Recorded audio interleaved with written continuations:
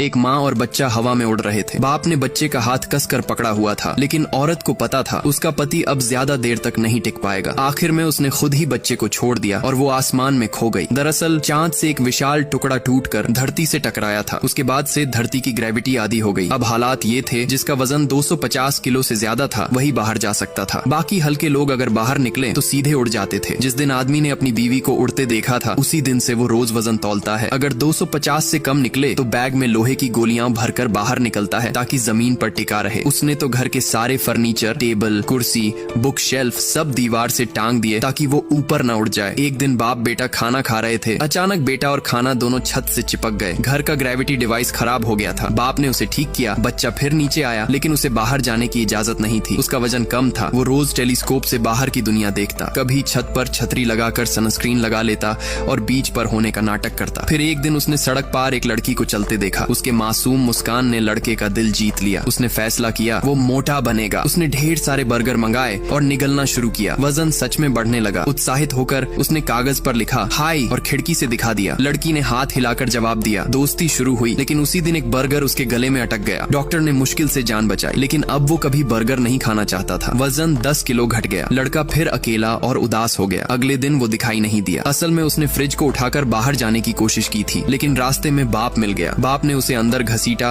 और सारे भारी सामान छुपा दिए। 20 साल पहले उसने अपनी बीवी को उड़ते हुए खो दिया था। वो अपने बेटे के साथ ये हादसा दोबारा नहीं होने देना चाहता था, पर देर रात उसने चुपके से एक ग्रेविटी शूज बना डाले। सुबह लड़के ने जब उसे पहना, बैग में लोहे की गोलियां डाली और जिंदगी में पहली बार घर से बाहर कदम रखा। वो हिम्मत करके लड़की की तरफ बढ़ा, एक गहरी सांस ली और फिर अपने जूते का ग्रेविटी स्विच बंद कर दिया। अगले ही पल वो आसमान में उड़ गया। बाप घबरा गया, लेकिन तभी एक जोड़ी हाथों ने उसे थाम लिया। उसने आंखें खोली। वो लड़की थी और उसके चेहरे पर वही मुस्कान थी, लेकिन इस बार लड़के के चेहरे पर भी। दोस्तों, अगर आपको ऐसी दुनिया में रहने का मौका मिले तो आप किसके साथ रहना चाहोगे? प्लीज कमेंट में जरूर बताना।